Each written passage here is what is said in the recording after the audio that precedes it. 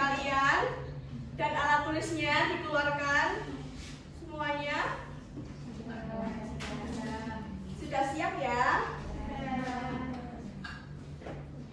Selanjutnya Ibu akan membacakan tujuan pembelajaran pada hari ini. Yang pertama, peserta didik diharap mampu mengidentifikasi struktur teks berita. Peserta didik mampu menyusun teks berita sesuai struktur yang tepat. Dan yang terakhir, peserta didik mampu menyampaikan hasil analisisnya di depan kelas secara percaya diri.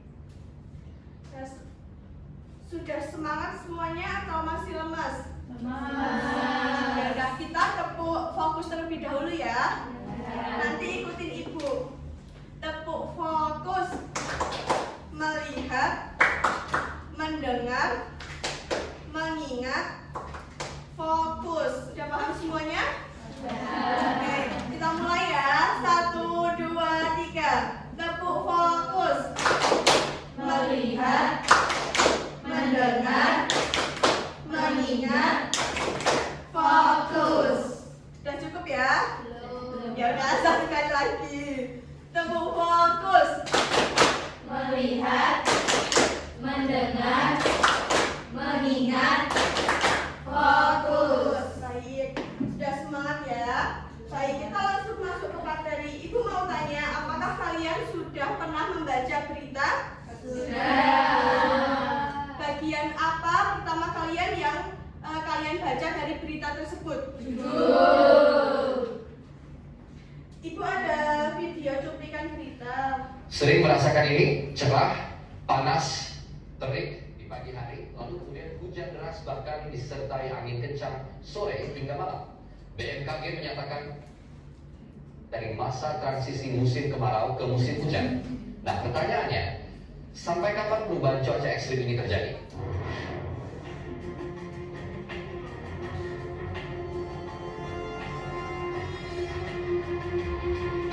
Jebolnya tanggul Sungai Tuntang membuat air mengalir deras membanjiri persawahan dan permukiman warga. Sungai Bengawan Solo merendam permukiman warga di 4 desa. Rumah, sekolah, fasilitas umum rata terendam dengan ketinggian banjir di titik tertinggi mencapai tertimbun material batu dan tanah longsor. 6 warga dinyatakan hilang. Marau basah tengah melanda sejumlah wilayah memasuki musim kemarau. Tim Liputan 6 SCTV melaporkan. Nah, tadi apakah yang sudah dibacakan oleh reporter sudah menarik? Sudah. Berita yang dibawakan bikin kalian pengen nonton beritanya atau enggak? Pengen. Berarti cukup menarik ya? Ya.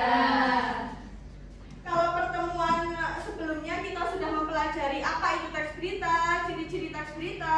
Hari ini kita masuk ke materi struktur teks berita. Nah, struktur teks berita yang pertama ada judul berita. Nah, judul berita ini merupakan bagian paling atas yang pertama kali dilihat oleh pembaca. Judul juga menjadi bagian paling penting karena mewakili inti dan isi dari berita yang ingin disampaikan. Fungsi dari judul ini untuk menarik perhatian pembaca. Judul juga ditulis dengan jelas, singkat, dan menarik. Contohnya viral, siswa tunjukkan sikap tidak sopan kepada guru. Nah, judul ini sudah ditulis dengan jelas, singkat, dan juga menarik. Selanjutnya ada kepala berita. Bagian ini penting dalam sebuah teks berita. Di bagian kepala berita ini menjawab pertanyaan yang berhubungan dengan unsur 5W plus 1H. Pada kepala berita, pembaca sudah mulai bisa memahami apa berita yang disampaikan oleh penulis. Nah, kepala berita memiliki ciri-ciri yaitu mengandung unsur 5W plus 1H, ditulis secara singkat dan jelas, menjadi inti dari sebuah berita, dan yang terakhir biasanya hanya satu paragraf saja. Nah, apa sih 5W plus 1H itu? Yang pertama ada what, yaitu apa, menjelaskan peristiwa apa yang terjadi pada peristiwa berita tersebut. Dan whose atau siapa, menjelaskan siapa saja pihak yang terlibat pada peristiwa tersebut. Dan yang ketiga ada why, yang artinya mengapa, menjelaskan alasan dan penyebab peristiwa tersebut terjadi. Dan yang keempat ada when, kapan, menjelaskan waktu peristiwa tersebut terjadi. Dan yang kelima ada where, di mana, menjelaskan tempat di mana peristiwa tersebut terjadi. Dan yang terakhir ada who, bagaimana, menjelaskan proses bagaimana terjadinya peristiwa pada sebuah berita tersebut. Nah, selanjutnya ada tubuh berita. Bagian ini berisi penjelasan mengenai informasi yang disampaikan pada bagian kepala berita. Pada bagian tubuh berita ini terdapat jawaban atas pertanyaan mengapa dan bagaimana peristiwa tersebut bisa terjadi. Struktur ini memuat latar belakang, penyebab, hingga upaya yang dilakukan pihak terkait untuk menyelesaikan suatu peristiwa. Nah, jadi tubuh berita ini memiliki 3 ciri-ciri, yaitu berisi penjelasan lanjutan dari kepala berita yang tadi, dan yang kedua ada menjawab pertanyaan mengapa dan bagaimana, dan yang ketiga berisi kronologi kejadian, penyebab, dampak, serta upaya penanganannya. Yang terakhir ada ekor berita. Nah, pada ekor berita ini biasanya terdapat pula tambahan informasi tentang berita yang sedang dibahas. Seringkali di bagian ini penulis juga menyampaikan identitas penulis. Nah, ekor berita ini memiliki ciri-ciri yang pertama bersifat pelengkap, yang kedua tidak terlalu mempengaruhi inti berita, dan yang ketiga bisa berisi kutipan narasumber, informasi tambahan, dan harapan atau penutup. Nah, biar lebih gampang buat memahami, Ibu bikin dia piramida terbalik. Nah, kepala berita itu ya bagian paling atas, bagian awal yang memuat informasi penting. Kepala berita menjawab pertanyaan yang berhubungan dengan unsur tadi, 5W plus 1H. Nah, tubuh berita itu berada di tengah-tengah berita. Bagian isi yang memuat informasi lanjutan dari kepala berita. Terdapat jawaban atas pertanyaan mengapa dan bagaimana peristiwa berita tersebut terjadi. Ekor berita itu paling bawah, bagian terakhir yang menyantumkan informasi tambahan. Sifatnya itu opsional, boleh ada boleh tidak. Tidak berpengaruh terhadap pokok berita. Nah, selanjutnya Ibu ada contoh berita. Siapa yang mau membacakan? Saya, Bu. Ya, Mbak Okta. Judulnya Siswa Acungan Jari Tengah kepada Guru Nilai Pendidikan di Solo. Sebuah video yang memperlihatkan siswa bersikap tidak sopan dengan mengacungkan jari tengah kepada guru menjadi viral di media sosial. Peristiwa tersebut terjadi di sebuah sekolah di Purwokerto dan menuai perhatian dari berbagai pihak. Dalam video yang beredar, beberapa siswa terlihat mengejek dan menunjukkan gestur tidak pantas kepada guru di dalam kelas. Tindakan tersebut dinilai tidak mencerminkan sikap menghormati guru di lingkungan sekolah. Pihak sekolah kemudian mengambil tindakan dengan memanggil orang tua siswa yang terlibat.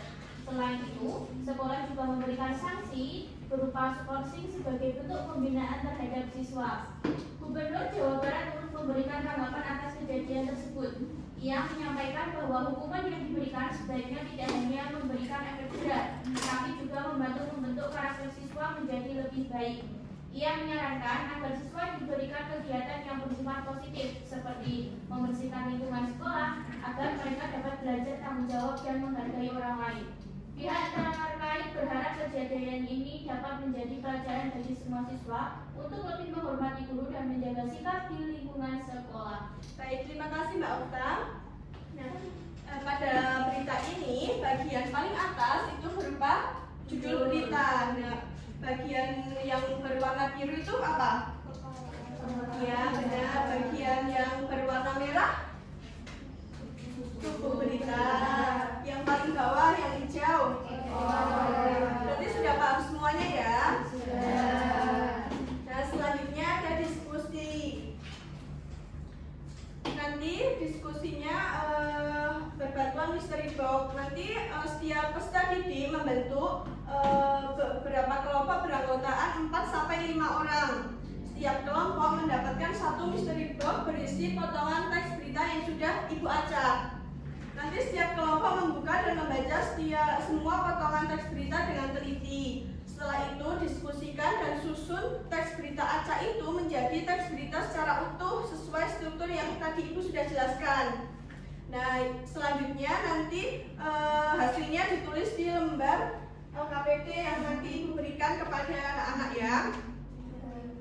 Sudah paham semuanya?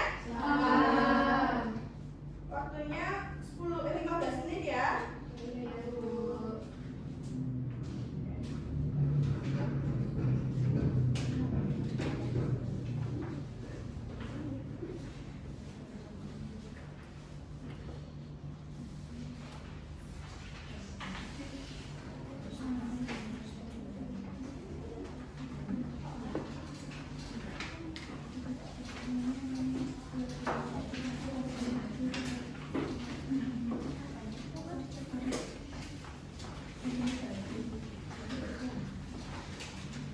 Mulai dikerjakan ya.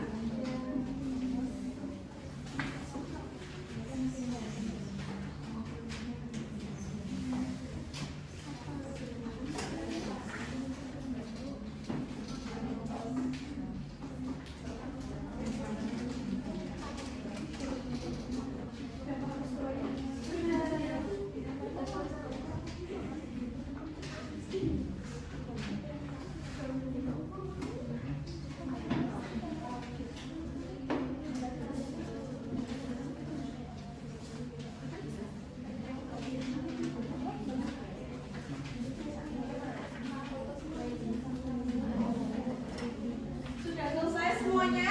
Sudah. Baik, sekarang siapa yang mau mempresentasikan di depan kelas? Kelompok berapa? 2. Perwakilan saja ya, siapa Mbak Dinda?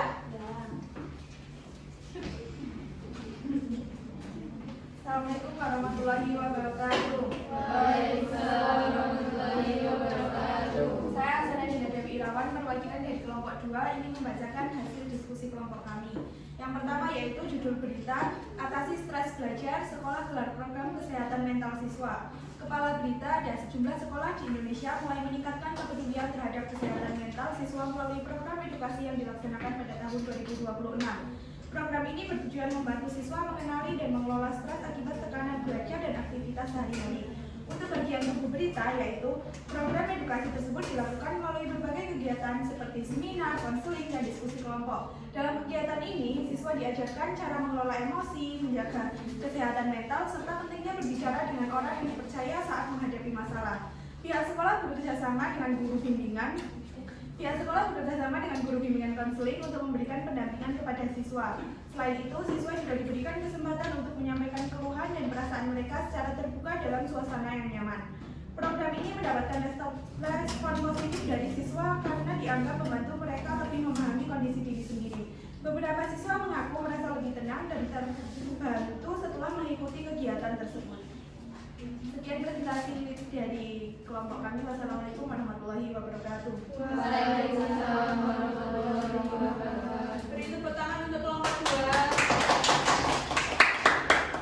Sekarang Ibu ingin melakukan refleksi untuk kalian. Nanti Ibu beri lembar refleksi yang berisi pertanyaan-pertanyaan mengenai pembelajaran hari ini. Nanti diisi ya sesuai perasaan kalian, apa yang kamu pelajari hari ini, bagaimana bagian apa yang paling dipahami dan paling kurang dipahami.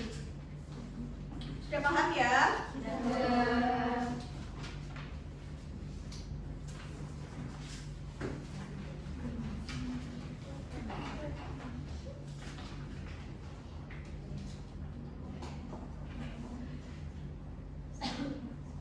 Sudah diisi semuanya?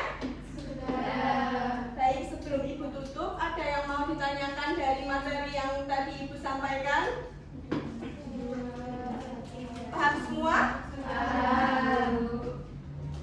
Siapa yang ingin menyimpulkan apa yang kita pelajari hari ini? Ya, Mbak Syara. Jadi, teks berita itu memiliki struktur berupa judul berita, kepala, tubuh, dan juga ekor berita.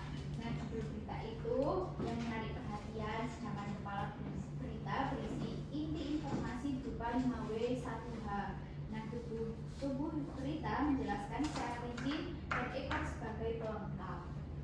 Tepuk tangan untuk Mbak Syara. Benar tadi yang apa disimpulkan Mbak Syara, teks berita adalah teks yang menyampaikan informasi tentang suatu peristiwa secara jelas, singkat, dan faktual dengan struktur yang terdiri atas judul berita, kepala berita, tubuh berita, dan juga ekor berita. Judul berfungsi menarik perhatian pembaca dan mewakili isi berita. Kepala berita memuat inti informasi dengan unsur 5W plus 1H. Tubuh berita berisi penjelasan rinci seperti kronologi, penyebab, dan juga dampak. Sedangkan ekor berita berisi informasi tambahan sebagai pelengkap. Dengan struktur yang runtut, teks berita dapat dipahami dengan mudah oleh pembaca. Nah, selanjutnya ada tugas individu untuk pertemuan selanjutnya ya. Jadi tugasnya itu bedah berita di rumah. Nanti kalian mencari satu berita dari internet atau koran, kemudian tulis dan tentukan struktur beritanya dari judul, kepala berita, tubuh berita, dan ekor berita. Kemudian juga tulis menurut kalian bagian mana yang paling mudah dipahami dan bagian mana yang sulit dipahami. Sudah jelas untuk tugasnya? Sudah. Baik, cukup sekian yang dapat Ibu sampaikan hari ini. Ibu ucapkan terima kasih kepada anak-anak yang sudah semangat dan juga aktif mengikuti pembelajaran hari ini. Tepuk tangan untuk kita semua. Kita tutup pembelajaran pada hari ini dengan berdoa bersama dipimpin oleh ketua kelas. Baik, untuk mengakhiri kelas hari ini, marilah kita berdoa sesuai kepercayaan masing-masing. Berdoa dimulai. Berdoa selesai. Baik, cukup sekian dari Ibu. Wassalamualaikum warahmatullahi wabarakatuh. Waalaikumsalam warahmatullahi wabarakatuh.